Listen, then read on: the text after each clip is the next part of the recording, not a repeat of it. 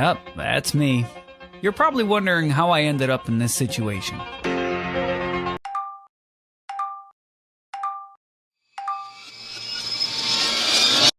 Whew. Now, clearly, the ladies really wanted me to make this video. And you know what? I'm here for y'all. We're talking about ladies' watches today. Now, I have a hot take on this subject.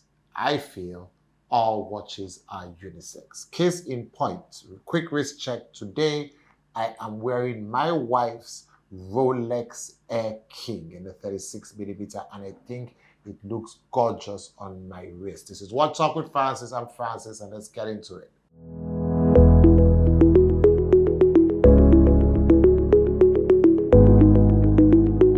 Now, let's discuss the female collector. They fall into different categories. A large chunk of ladies are one-and-done collectors. They get one nice watch and they use it predominantly for time telling, and then they rock with it.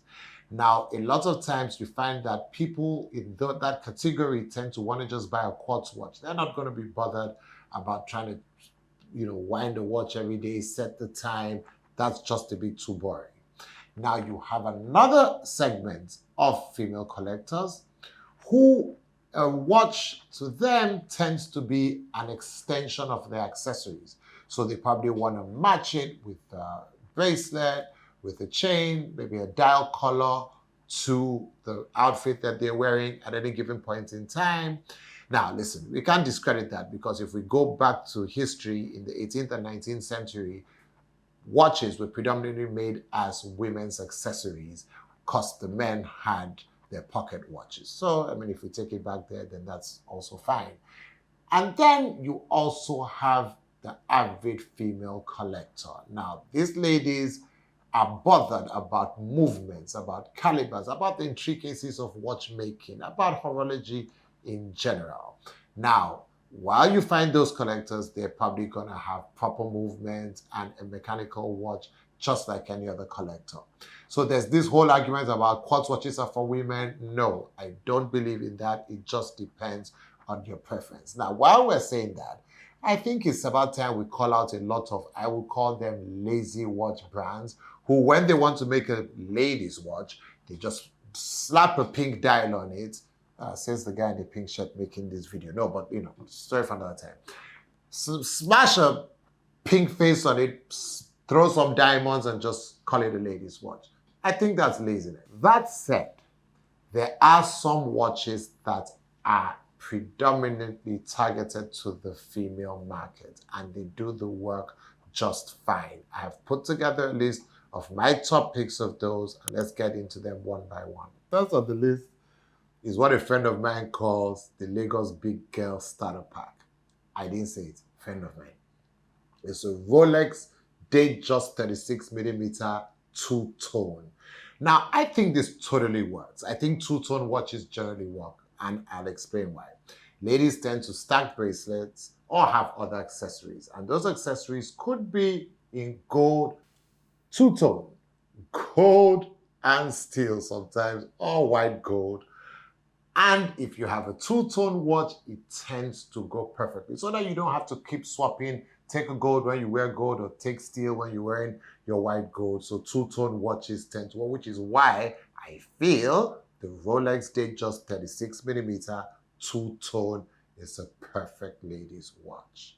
So next on the list is another cult classic, is the Bulgari Serpenti watch. I like this watch because it comes in different colorways, different iterations, and different price points, from $7,000 to about $40,000. So cut your Serpenti according to your pocket. Next on the list is from one of my favorite brands, the Jaeger LeCoultre Reverso Tribute Monoface. It comes in a 40mm by 24, which runs a bit smaller, and it's a perfect fit for a lady's wrist. Retails for about $9,000, so it's good value for an iconic brand and a watch with a lot of heritage like the Reverso. We can't be here discussing ladies' watches and not talk about the house of Cartier. I will take two watches from Cartier, the Tank and the Panthère. With the Tank, I go with the Tank Must, With the smaller version, I always advise, get it on a bracelet, and then you can buy matching straps later, so you have various options to go with. It retails at $3,650. And then the Panthère, which is a bit more complex in design, quite nice, go for the mini. It's on a bracelet, quartz movement, and retails for $3,900. Next on the list is the Audemars Piguet self-winding Royal Oak in a 34 millimeters. Ladies, I'll advise get the two-tone. It's a bit pricey at $26,000, but that's an iconic watch that would be very nice to have. Next is the Patek Philippe Aquanaut Loose in 38.8 millimeters. It is an amazing watch tailored for the ladies. It is a quartz movement, and it's got diamonds on the bezels. I know I shouted about slapping diamonds on watches, but let's make an exception for Patek Philippe. It retails for about $23,000, and it's a great watch. And to round today's list up, because I have this feeling that I'm going to be pressured. Oh, I'm sorry, I wasn't pressured on this one, but I have a feeling I'm going to be cajoled to do another episode on ladies' watches. But to round this up is the F. Pigeon Elegante in 40 millimeters. If you can get your hands on one, this is a beautiful watch from F. Pigeon. It has a quartz movement. It's the only F. Pigeon watch with a quartz movement, but F. Pigeon does quartz differently.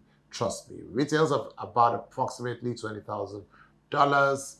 If you can get one, go for it. Now, guys, I am sorry. I know your watches are never going to be the same after I talk about our watches being unisex, and then the ladies are going to be wearing our watches just the same way they've been wearing our shirts all this while. But do yourself a favor, buy a nice watch or nice watches so that yours can be safe. Don't forget to like, share, subscribe, especially subscribe. Keeps the channel going. And like, keeps the channel going as well. And share. You know what? Do everything, guys. It was fun talking watches with you guys. Stay safe.